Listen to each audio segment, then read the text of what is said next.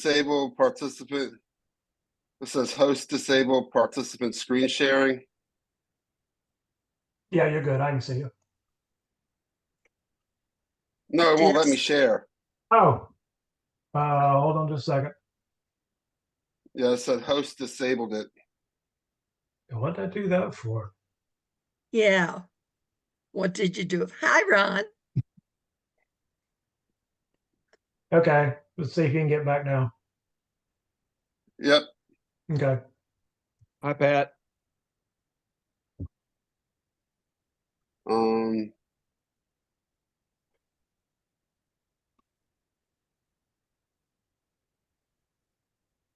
Okay, is that visible to everyone? Yep, you're looking good. Okay. I want to thank everyone for coming. When Jennifer told me that she was interested in bringing me on, I was pretty excited. North Carolina holds a special place in my heart. My sister got out of the Marines and lives there in Jacksonville, and one of the first hives that I got for part of my nonprofit and accessibility journey came from the mountains of North Carolina from a company called Horizontal Bees. So I'm going to start off the talk with a little bit about myself and where I came from and how I got to this point, and then go into some of the history and practices and current products available for accessibility, accessible beekeeping. We're going to start off with some, my education, health journey, how I became into the beekeeping community, and what the Hive Life Conference before the most recent split did, and how it was part of the the foundation of accessible beekeeping. Sorry. So my education, I never thought I was going to be a beekeeper. I didn't know much about honeybees, and other than the fact that they, were important to pollinate, I actually wanted to go more the physics route. I started off with computer science and computer engineering bachelor's. I switched over to applied physics, and I started a nuclear physics PhD studying particles at the Catholic University of America in DC. And my second month into the program, I was driving home from visiting my Christopher Newport University, and I had a car accident which led to traumatic brain injury and and seizures. And then that traumatic brain injury, I thought everything was under control, actually led to a stroke 5 years later in October. And then about 3 years after that, I had another seizure, and I lost some of the lower vision of my eyesight. And this is all important because it kind of talks about how accessible beekeeping came to be. And one of the projects that I'm working on, it plays a big part with the bringing up the vision impairment. If I just want to say, if I have any, get to any slides, if people have questions, you can go ahead and stop me if you would like to, so that I can answer questions instead of going back at the end.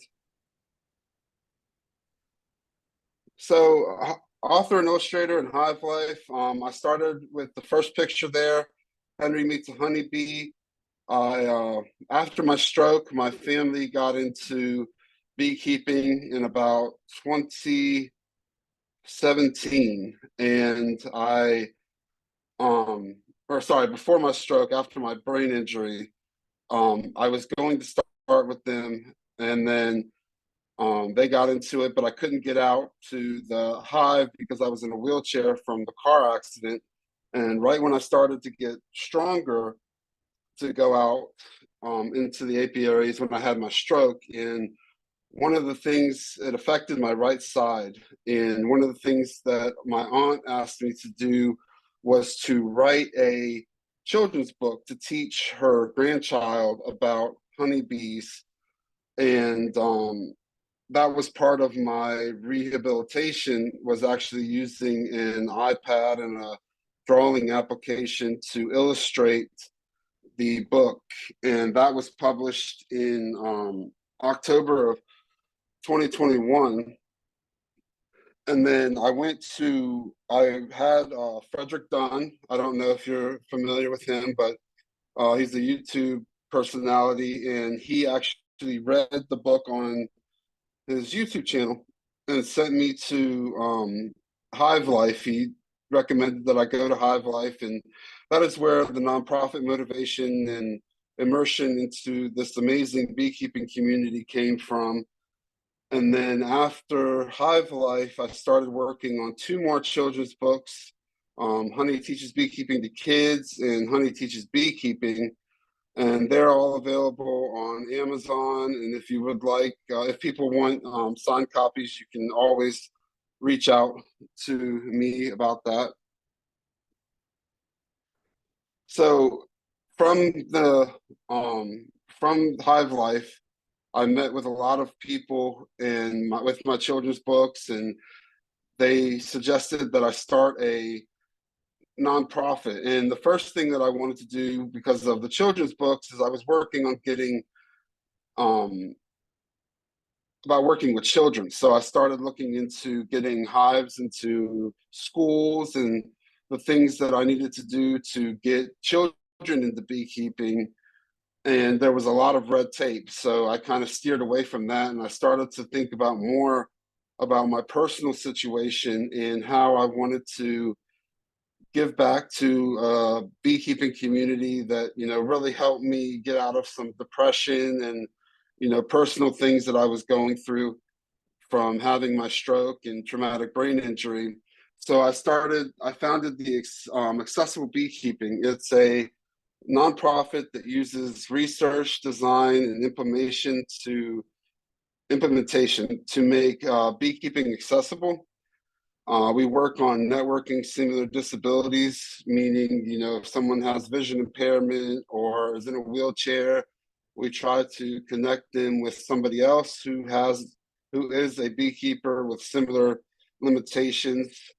And that way they're able to be a part of, this amazing enterprise and pastime and hobby, whatever it is to you personally.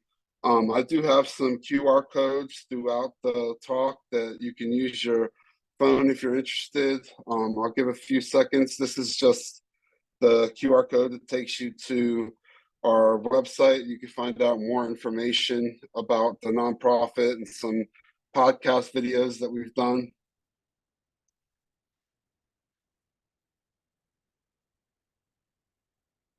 So some of the stuff that Accessible Beekeeping has done so far is we did a first exploratory survey of beekeeping disabilities.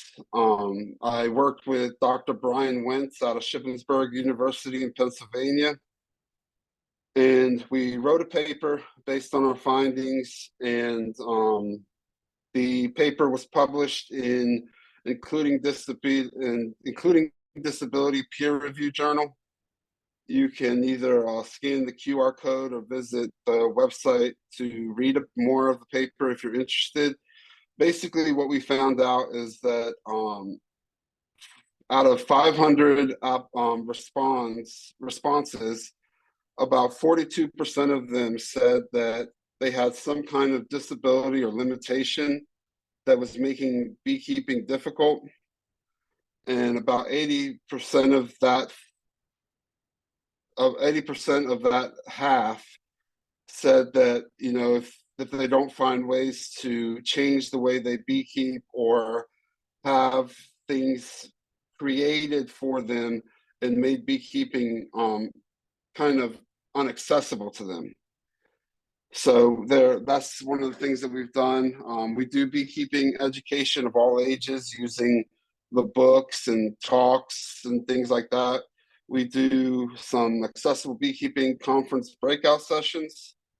And then we also do research, design, and implementation of different hardware, software, and ideals for accessible beekeeping. one of the things that I'm working on personally is a artificial intelligence application called Be My Hive Inspector, that I'll show you in the next few slides. And then we're working with universities and companies to grow accessible equipment and practices.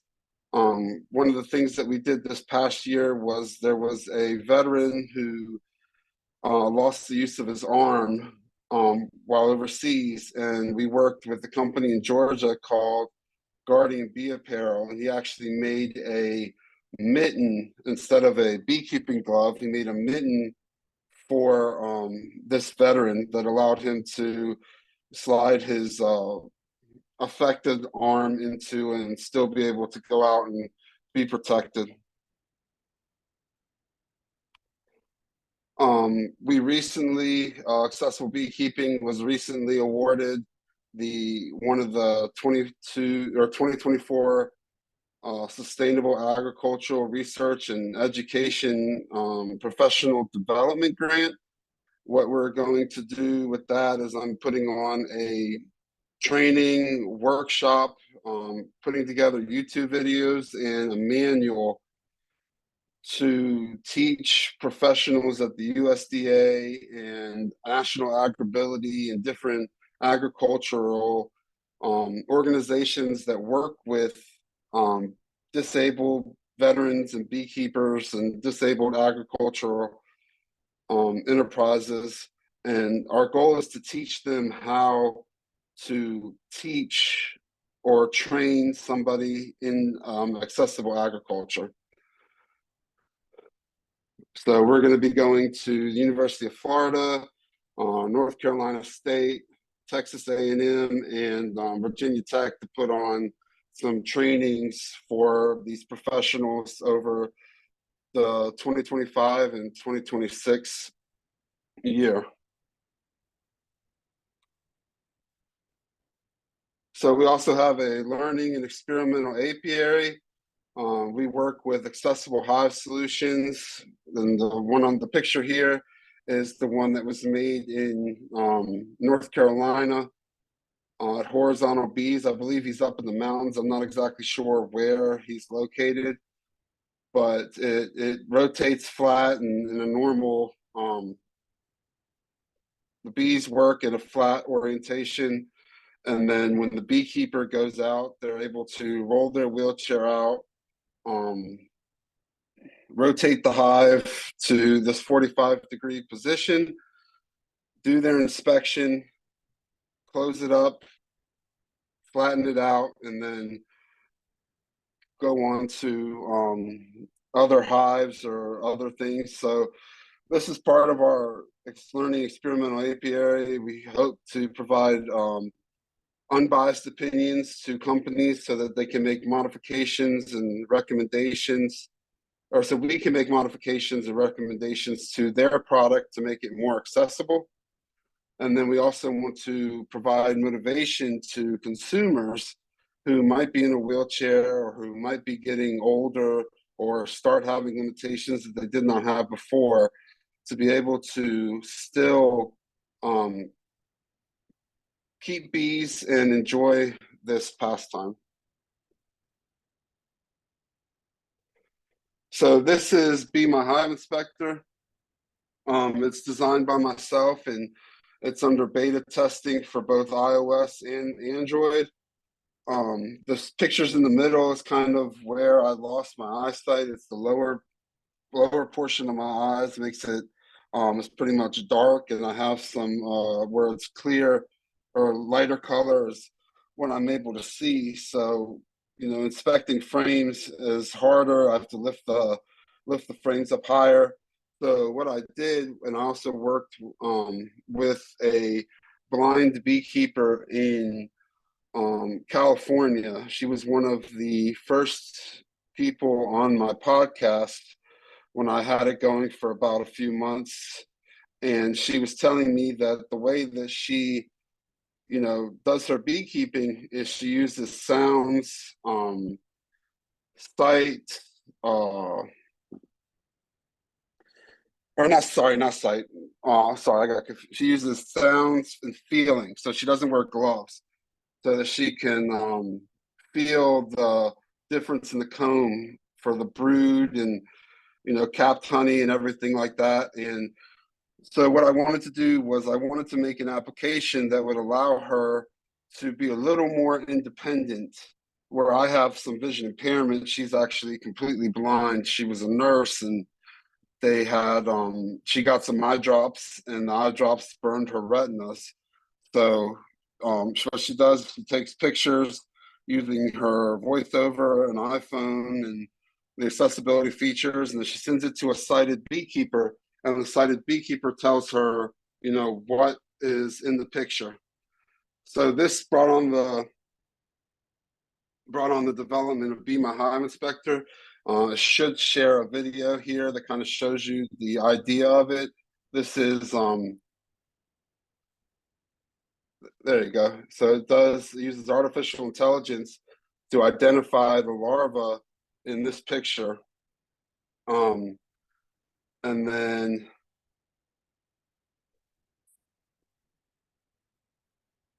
sorry. It also I've done some work with load training the model on queen finding. So here's a video of the application tracking the queen moving through this video while she is laying eggs.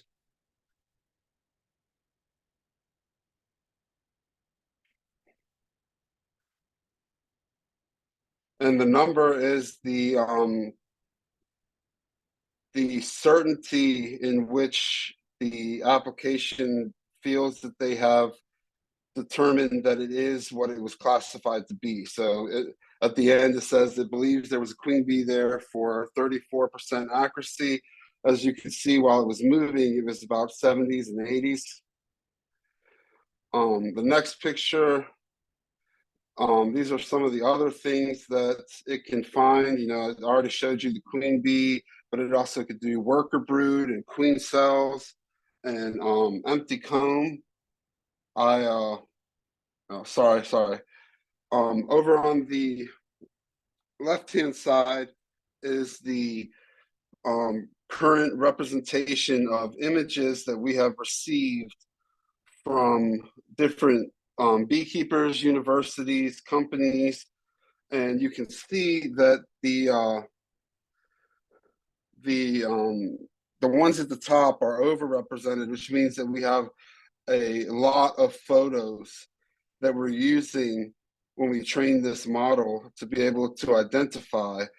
The ones in the middle are represented well, and the ones at the bottom are pictures that we do not have enough of. So these classes are not represented very well. So when I go to train the model, it's going to predict the overrepresented classes at a higher rate than it's going to predict, and with a higher certainty than it's going to the underrepresented. So I'm working with colleges and universities such as the University of Florida or Michigan State to get new photos to be able to train a new model, which will allow this app to grow and make more accurate predictions. This is an example of where the model is. The training annotations on the left-hand side are what bounding boxes that I drew on the images. And then after training the model predictions on the right-hand side are what the model actually predicts. So you can see at the top right of the left and right side, I drew that there was a varroa on that bee, and the model actually detected that there was a varroa on that bee. But if you go 2 cells down on the right-hand side with the fingers holding the bee, I drew that there was a varroa mite there, but when the model went to predict it, it did not pick it up. So the more varroa mite pictures that we have, the higher the higher the probability is that the model is going to create more accurate classifications. If I'm gonna give people a few more seconds to look at this, so you can see, you know, I drew the queen bee on the fourth row or fourth column over, second row, and it predicted it both. It predicted that one. I did the right next to that queen bee, I did the queen cells and empty comb and the worker brood. But if you look at the model predictions, the model was not clear in, I'm talking about the third column over, second row down. It did not make any predictions on the queen cells or the worker brood. So there's still work to be done with this application, and that is what I'm currently taking my time to work on. This will be recorded, so you can go back or this is being recorded. So if you're more interested in it, you can, you know, send me emails to ask about it, or go back to the recording and stop and kind of take a little bit longer on this page. One of the companies that I work with is National Agribility, and for any person that is doing accessible beekeeping, it is important to know that we recently fought last year to get National Agribility to list beekeeping as a specialty enterprise for the agricultural enterprises that they assist and make recommendations for. So we were able to add some beekeeping equipment to the toolbox. And the toolbox is basically, it contains information about assistive technology that's available for beekeeping and other agricultural enterprises. And you can find that on their website.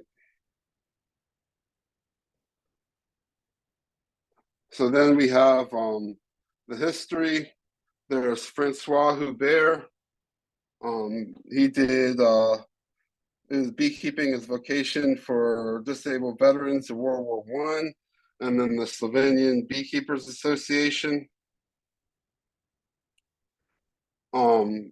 Francois Hubert was a biologist that, sorry, I need to minimize this. My apologies. It was blocking everything. So Francois Hubert, he was a Swiss entomologist specializing in honeybees. He was also blind and he lived from 1750 to 1831. His discoveries were that the queen does not mate in the hive.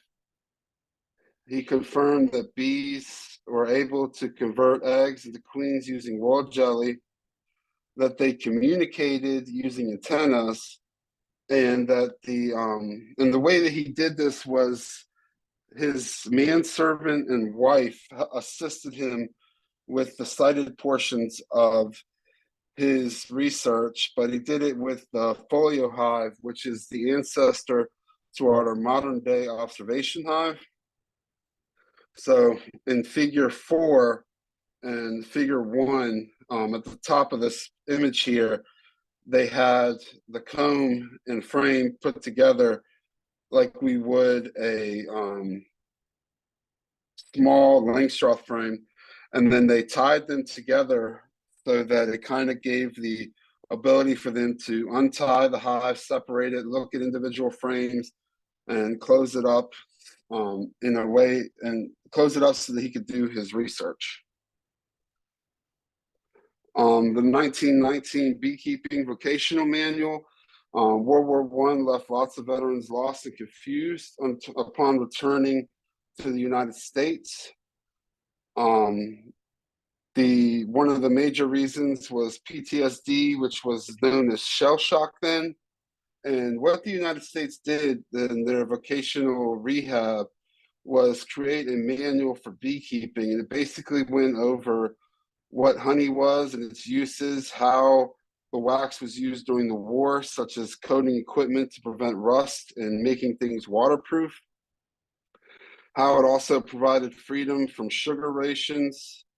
And the sugar was rationed during World War One. Honey was used as a supplemental sweetener, and because it was so necessary for the products that were created through beekeeping, the United States actually put this manual together and took disabled veterans and veterans from World War One and trained them on being a commercial beekeeper to rebuild the United States economy and help. And these trainings also helped later on down the road when the United States got into some more wars. But it was something that was taken and applied for disabled veterans, and this is one of the first examples of accessible beekeeping that I noticed in the United States that I wanted to share. Another one is not in the United States. It's the Slovenia Beekeepers Association. They are one of the leading European countries in number of beekeepers per capita. They came up with the Slovenian AZ hive. They've also published some documents on beekeeping manuals for disabled persons and how they use beekeeping as therapy for individuals with mental disabilities. And I'll go into how a Slovenian AZ hive works in a few slides, but I just want to point out that the way that they do beekeeping in Slovenia is they build these honey houses. And each individual color that you see in that shed is a Aja hive or a Slovenian AZ hive. And when they do the inspections, they actually go into the shed and work the back of the hive, and they're able to do the inspections without being out in the elements.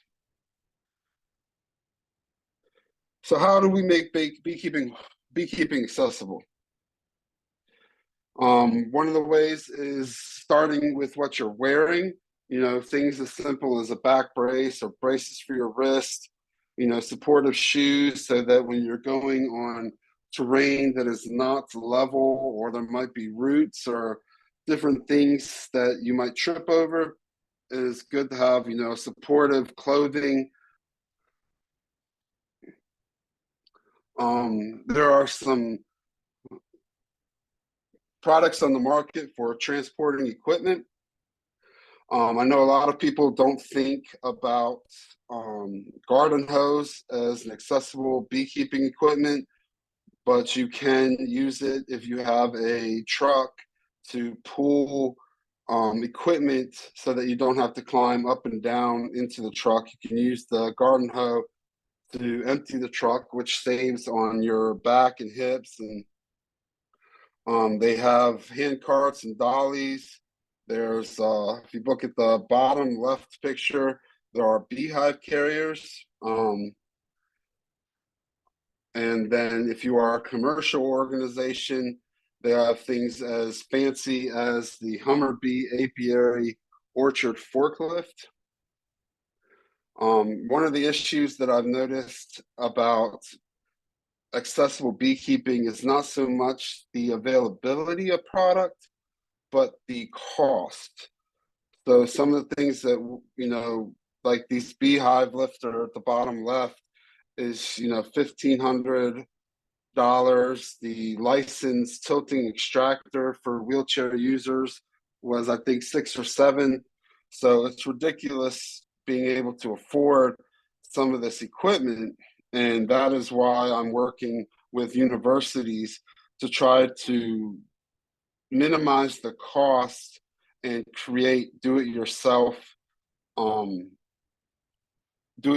equipment.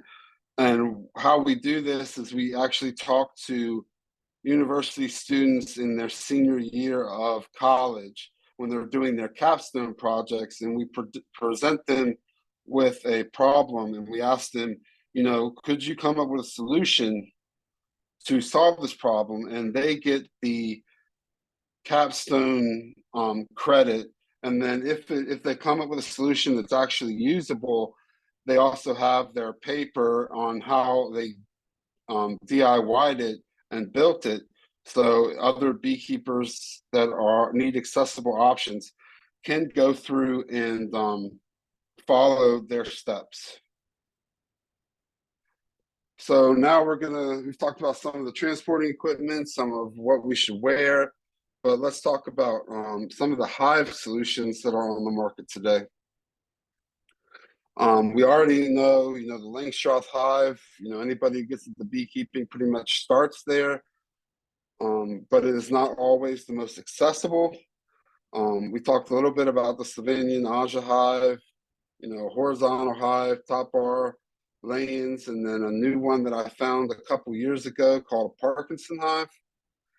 So I'm going to spend a few slides, you know, talking about each individual hive and some of the pros and cons that they have. So, you know, this is probably preaching to a choir about Langstroth, but you know, when you go to different agricultural conferences who don't know about beekeeping, we do start here. So, you know, the pros of a Langstroth system is that it handles bee space well. It's interchangeable and readily available equipment and has a high honey production. But where it falls short in accessible beekeeping is the cons. The weight, the Honey Super weighs up to more than 70 pounds. I'm sorry, I'll have to change that, but they can weigh anywhere from 80 to 100 pounds depending on the number and deepness of your frame. The inspections are more invasive, and then it does require it does have a requirement for unused equipment when you go from, you know, a two deep brood system to, you know, 2 or 3 supers that you only use during the honey flow, and then you have to find a way to store all that. The Slovenian Aja hive, as I mentioned a few slides ago, the way it works is you open it from the back and you pull the frames out like they are books out of a bookshelf. And then you do the inspection, you slide them in. The Slovenian Aja hives are built to multiple levels, so but they're capped, so you can't add on to it. But this one, you know, you would do your brood at the bottom level and your super at the top level. But they do have ones that have 3 levels or 4 levels, and you grow the amount of brood and super space that you have depending on this. The pros of it is it's less stress on the bees. You're lifting roughly, you know, 6 to 8 pound frames multiple times rather than entire boxes. Depending on the amount of brood space that you give them inside the Aja hive, you could have possible honey yields that are higher. And the cons are that you should use a bee house, which we showed a few slides back, and that is because of the insulation requirements in some of the colder climates. You know, in Florida, an Aja hive might be fine, but in North Carolina winters, you might need a bee house to be able to keep it insulated. One of the problems that they found was that the traditional Aja frames were not compatible with Langstroth honey equipment, like extractors and stuff. So a company in Virginia called AZ Hives North America, the owner is from Slovenia, and she actually travels to Slovenia every year, and they designed the Aja hives to use Langstroth frames. And then she has shipment come back every year from Slovenia, and that is what she sells. So if an Aja hive is something that you're interested in, that is a company that you can reach out to. The horizontal hive, this was made by the company Horizontal Bees right there in North Carolina. They all their hives are handcrafted and designed in-house. If you ask them, they will even paint your hives. This on the bottom right picture here, his wife actually painted a gnome a gnome holding my children's book. So I was very nice to get this hive. The pros of the horizontal hive is there's no heavy lifting once the hive is in the spot that it is. It's easier hive inspections, and it does have less equipment. The cons are that they have limited space, so you have to be a little more interactive during the honey flow, swapping out frames that are full of honey with empty frames. So you have to do more frequent inspections, and then there are less resources compared to multiple Langstroth hives that you couldn't switch or swap frames from one hive to another if you were only working with one horizontal hive.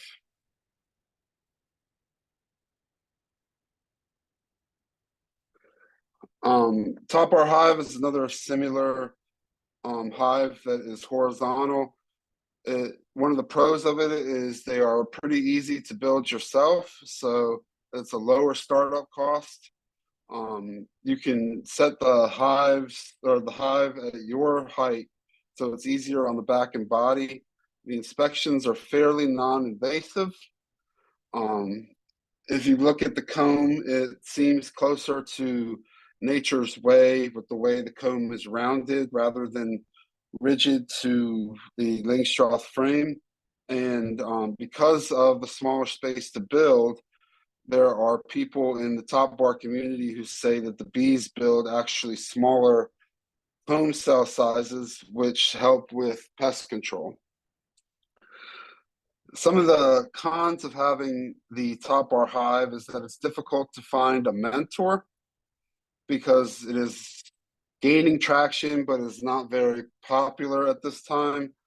You have to have specific techniques for handling the bar, because the way that a top bar hive works is you lay in that picture on the left, those bars are just laid across the hive, and they build the comb on the right to that bar. And if it is fresh comb and you go to rotate the bar like you would a Langstroth frame, you take the risk of the comb breaking and snapping. So you have the specific techniques for handling the bar. It could come with less honey production, similar to the horizontal tilting hive that I showed you on the last slide, just due to the amount of space that you have. And then because most top bar hives are do-it-yourself projects, there's non-standardized parts. So if you need to add more bars to your hive, or rebuild the roof or anything, you're going to have to go to Home Depot or Lowe's and build these things yourself. You can't go to your local bee supply store and buy the products as you would the Langstroth system.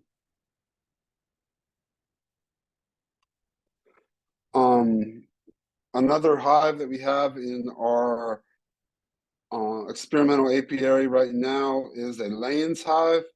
It was built by Bearsville Bees in West Virginia, and each hive is handcrafted and designed per customer.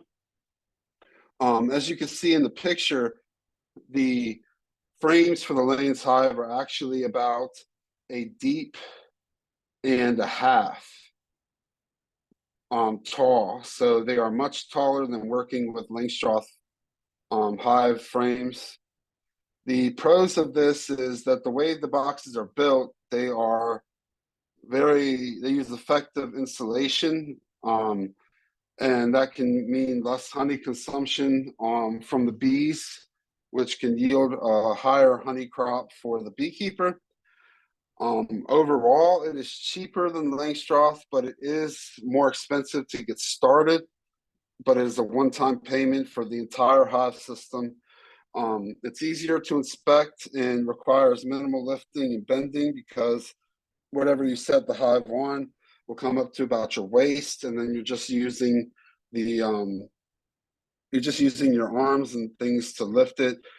One of the things that we had to reach out to Bearsville Bees about, if you look in the picture, is that the way they do their beekeeping is they take the hive tool and they slide it under that metal there and or hook it into those eye hooks there, and they lift it up that way. Well, somebody with hand dexterity or strength issues might have a difficult time pulling these frames up, so we've actually looked into installing handles into the middle of these frames that would allow you to pull this frame straight up. The con is just like the top bar hive, you have fewer and fewer mentors. So the more we get into these hive systems, you'll notice that there are fewer mentors. It's difficult to move the hive once it's established. Because of the larger frames, it doesn't fit traditional extractors. So you either need to buy a Layens hive extractor or implement crush and strain to extract your honey.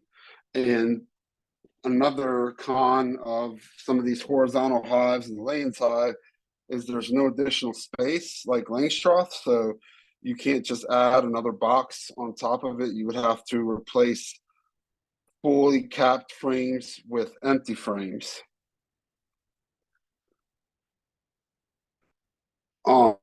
This was one that I have personally not been able to try yet, but it comes from a guy named Mr. Parkinson in, I believe it's Michigan, and he built this hive at a slant.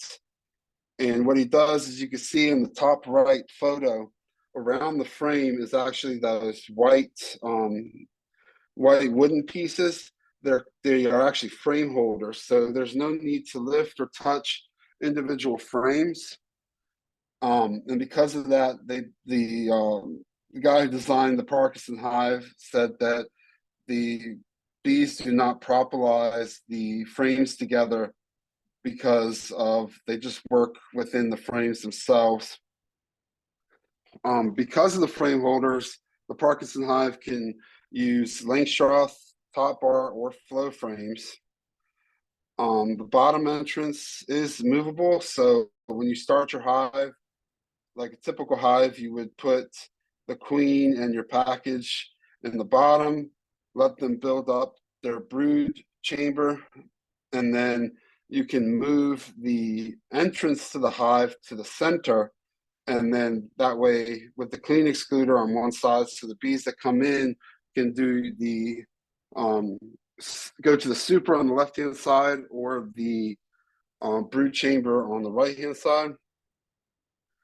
For winterization, they are adaptive to foam inserts, so you're able to add insulation to the hive. Sorry, and then the person who designed the hive, he said it's natural for bees. It gives them direction, guidance, and venting. And the reason he believes that it's natural for bees is instead of having to move horizontally like they would in a Langstroth box, they are moving horizontally and up the cluster of bees in the winter around the queen. They're moving up and horizontally instead of just horizontally. So it's easier for the bees to move when they need resources. The cons of the Parkinson hive is it's severely local mentor limited. You do have to use social media and find the do-it-yourself plans and build the hive and try it out. It must be built by the beekeeper And again, it is a fixed size.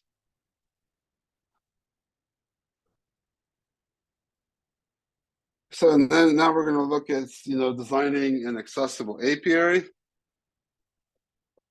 When you develop an accessible apiary, whether it's for a club apiary or, your personal apiary, if you're getting older or know somebody that is interested in a wheelchair, comes down to planning, what support team you need, parking and pathways, the apiary itself, and the apiary facilities.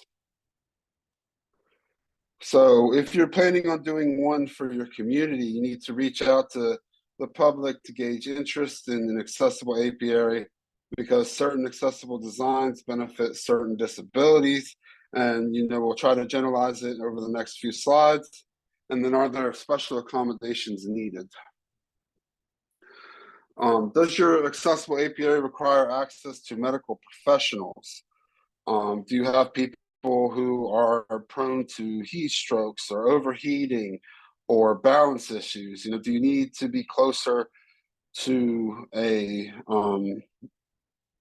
medical professional? Does it require personnel support like a on-site beekeeper? When you think about helping accessible people who need accessible apicultural designs, you want to think about how far parking is, because most people design their apiaries in the furthest reaches of their farm property. And you need to think about pathways being wheelchair accessible. Grass or dirt, as long as it hasn't been raining, is manageable by a power chair, but it would not be manageable even on grass or dirt for a manual wheelchair.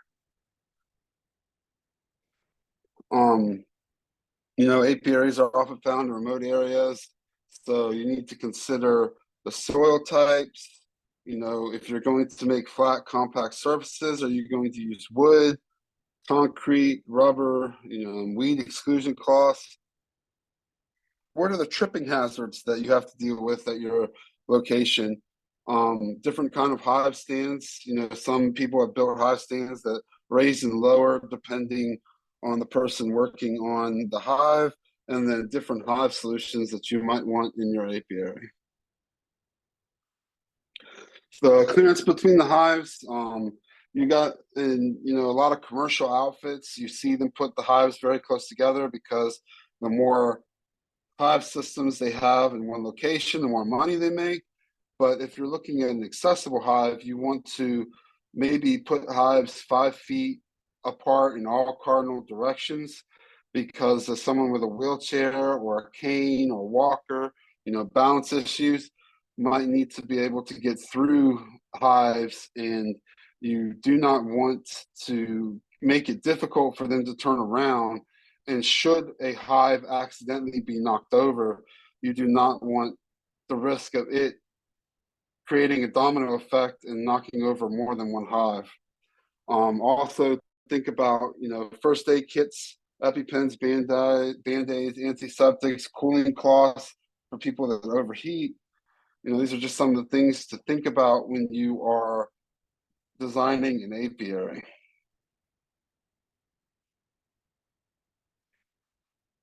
If you are doing community and something larger than just something for your neighbors and close friends, do you need it to be ADA compliant, requiring restrooms and classrooms? What availability is there for water? You don't want anybody overheating and not being able to access water and causing them to have a heat stroke. Somebody has limited use of their extremities. Do you have available seating and the access to shade, either in the apiary or close to the apiary? So now we're going to apply our designs and go over some of the things that we just brought up. The average wheelchair width is 23 to 26 inches. We want to be able to navigate through the hives, give them enough area and enough space to turn around. Think about the height of the hives for access, and then just reiterating that consider the terrain. Motorized can handle grass and rock, and manual may require pavers or concrete or something a little more sturdier. Persons with TBIs and other physical limitations may experience balance issues. Hives should be spaced accordingly in case of an accident, and to always remember anybody that you bring to your apiary who may have balance issues or some kind of limitation, that they should practice safe movements and use assistive devices. Make sure you iterate that so that you don't have any issues with your own equipment and hives and colonies. Here are a few available accessible accessories that you can find on the National Agribility Toolbox. There's a bucket bench pail holder. It holds the bucket at 45-degree angle and puts less stress on the body.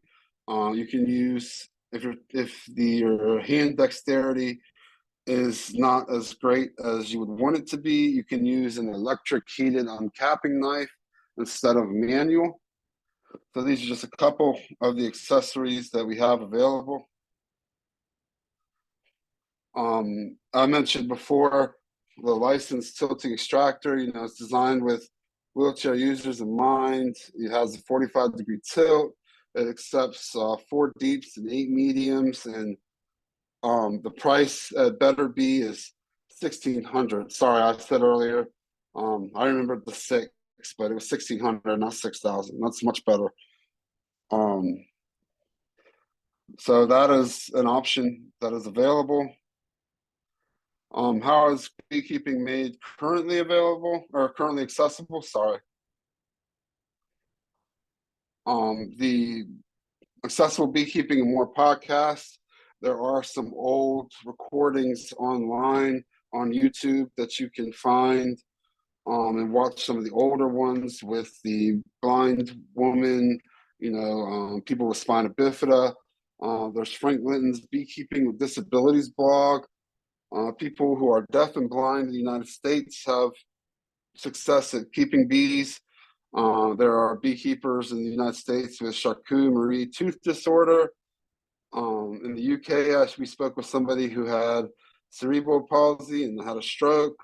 We also had a person work with us on the podcast who has spina bifida, different brain limitations such as TBIs, PTSD, anxiety, etc. We've had 2 vision impaired beekeepers on the podcast. They use sounds, smell, and feel to inspect hives. They cannot use gloves because it takes away heightened sense. And what they do is take pictures with iPhones and sends to a mentor, find the status of their brood, which is, as a reminder, part of the reason why I'm working on the Be My Hive Inspector application. Losing any sense can remove valuable information. Studies have been done on the acoustics of the hive, and acoustic monitoring devices are being developed internationally to help interpret the acoustics. Some of the ones that are already on the market are Bee Health Guru. It was a Kickstarter. It uses crowdsourced citizen science to refine detection modules, meaning that you record the hive, you tell the application what the status of the hive is, and then they put all of these sounds together to try to find similarities based off of the beekeeper's response and the sounds that they recorded. The Bee Health Guru Kickstarter claims to detect 6 maladies, such as the presence of mites, whether the hive is queenless, whether it has small hive beetles, etc. The BuzzBox Mini is being designed, and I believe it was released in the past couple years in the United States. Physical limitations, things to think about, with a wheelchair, think about maneuvering, accessing the hive and terrain. If you have damage or lack of strength in your back or extremities, you have to think, beekeepers with these limitations or damage have to think about weight, their endurance, and their gripping. If you have balance issues, no one wants to take out a colony of bees. And how are some of the resources and practices for overcoming these limitations that we got from the podcast was the use of transfer boxes, which they describe as taking out an empty box, moving each individual frame into the empty box, leaving them with an empty box, taking the empty box off the hive, and they're working one frame at a time rather than entire boxes. Using different hive types, taking rest breaks, and remembering to keep a manageable apiary. I'm sure in our beekeeping career, we've all been part of a swarm season where our 2 or 3 hive apiary can become 6 or 7. And, it's important to remember, if you're working with a physical limitation, to keep your apiary manageable. Thinking about the brain and limitations of the brain, whether physical or mental issues with our brains affect how we interact with others, feel, and deal with daily life. The benefit of beekeeping for limitations concerning our brain is that it's structured. It gives you a sense of accomplishment. You can go out into the hive, focus on one task, and then I don't know if I'm sure you all have, you've ever cleaned your house and you start in the kitchen and you're cleaning something and then you're like, oh, I gotta throw the laundry in. So you start throwing the laundry in and then you're like, oh, I need to get the sheets off the bed. And it just becomes, you never get anything done because your ADHD or your mind just focuses on all the problems. Beekeeping is nice because once you get into your hive and start inspecting your colony, it's kind of very structured and step by step. And you look for the queen, we look for proof that the queen is there. You look at the honey, and it's just step by step, and it provides a structured activity for somebody with way that they can focus because of their brain. Beekeeping, you get to determine your own schedules. It's a little more forgiving than raising, cattle or pigs or chickens, where if you forget about them for a week, you may come back to all of your animals perished. With beekeeping, if you can't get into them on a scheduled Saturday due to health or weather, you can go into them the following Saturday.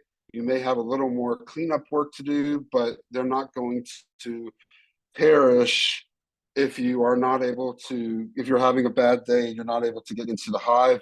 And then again, it gives you that sense of accomplishment.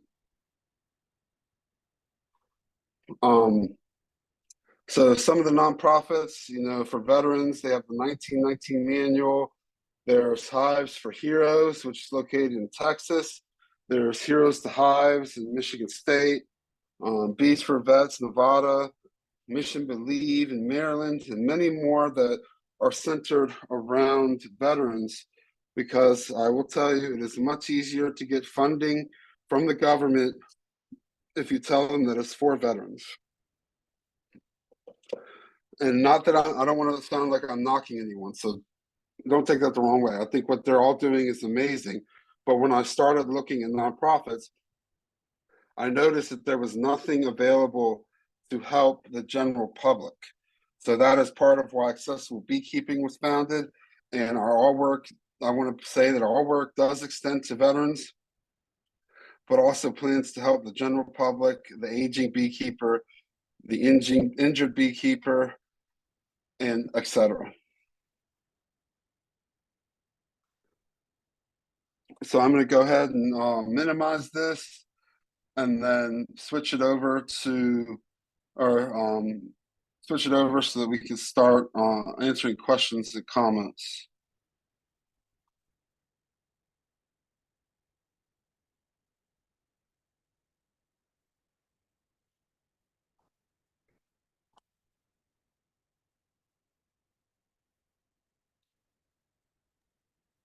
So I appreciate everyone.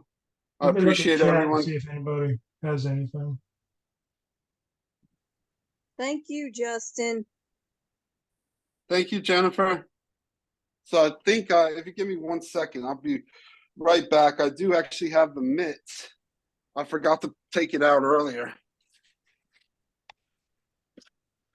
This was made by Guardian Bee Apparel. So Yes. they made the mitt, it slides onto the hands, has the zipper to keep it closed, or the Velcro to keep it closed. It opens up all the way down so that somebody with a dexterity issue in their hand can slide into the glove, close it up, and be able to be part of beekeeping. If they have issues closing their hands, there's also Velcro on this part that can be latched like this for if they need to hold on to a hive tool or a piece of equipment that helps keep their hand together. I forgot to bring that out before I started talking.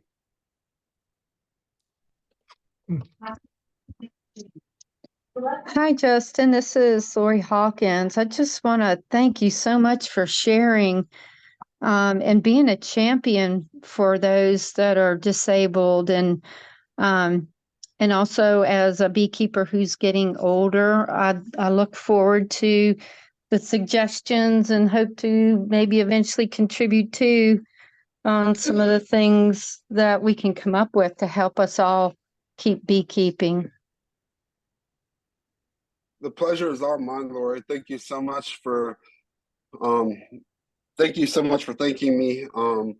I am the part of the grant, and I'm putting out a fundraiser now to raise the money to start the grant, because the way a reimbursement grant is I have to spend the nonprofit money up front and then they reimburse it back.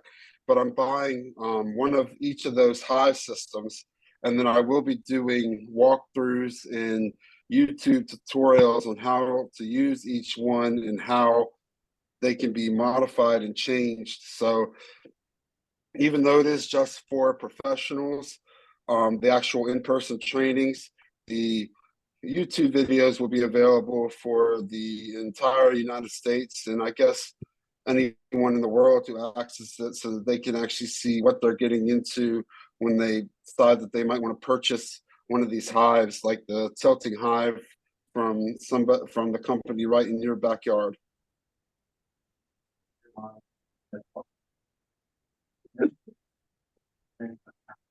That's awesome, Justin. I'm going to look forward to following you on your YouTube channel. Thank you so much.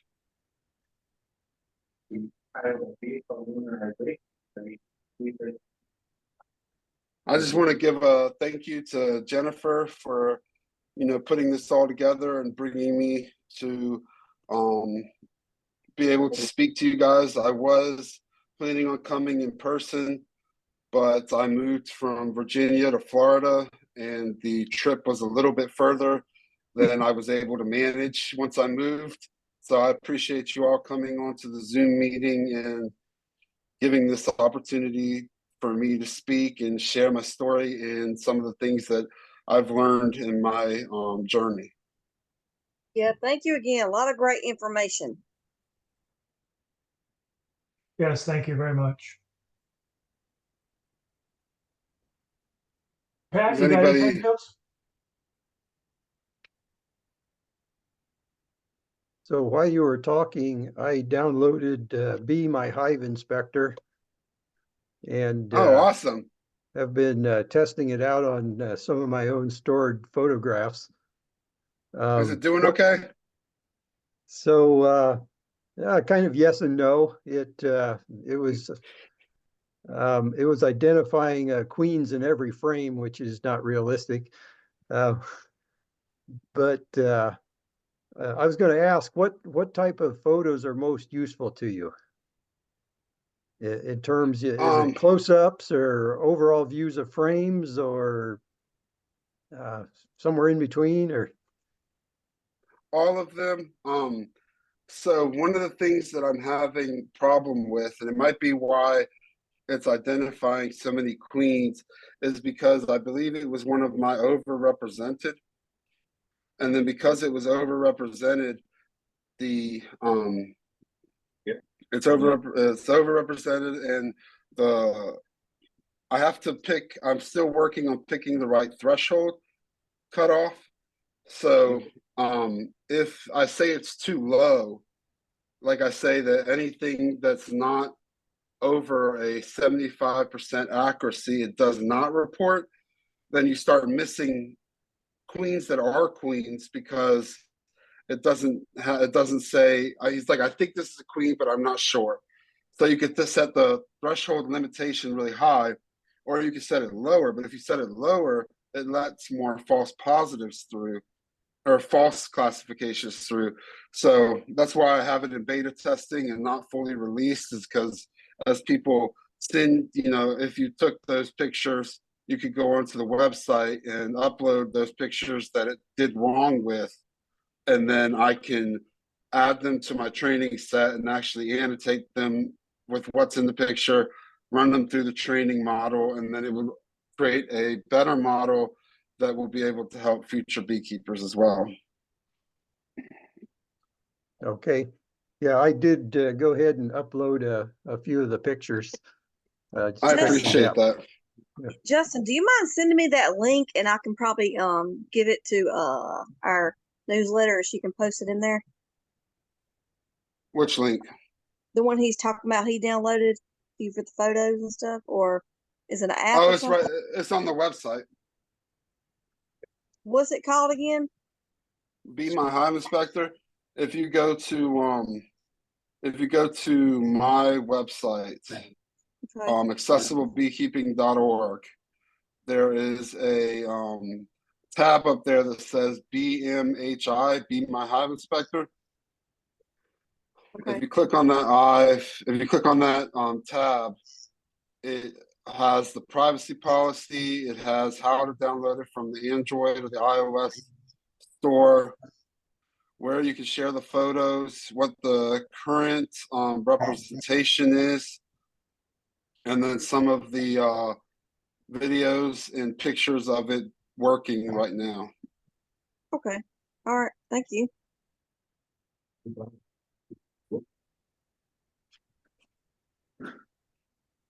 Does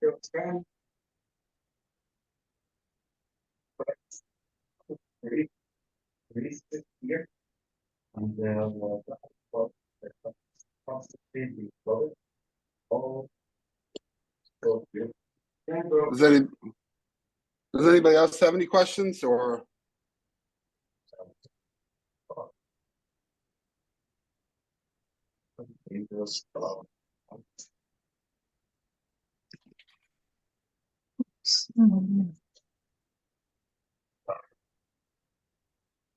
Well, I guess we're done then. Yeah. Okay, Justin, thank you so much. It was a real Thank pleasure. Remember, I so told much. you I'm 73. So I've been using that empty box for a long time. Judy Pick taught me that so that I would save my back. Take one frame at a time out, or at least 5 out, and then you're only lifting half of it. Yep. It works really well. Yeah, I really appreciate everyone giving me a chance to come on and talk. And if you ever have any questions or comments and want to reach out, just go to the website. And I look forward to hearing from you or seeing what you guys do this season. Will you be in Louisville next January? Not sure. I want to be, but I'm not sure yet. That's I talked last year, so if they offer me a speaker again, I may, but I'm not sure. Yeah. And next time, bring your books. You didn't gotta bring the books. I will. Yeah. Well, thank you, and everyone have a good night. So, Okay, thank you. Thank you. Have a bye. great Thanks night. again. Bye. Bye-bye. Bye. Thank you. Bye. Bye-bye.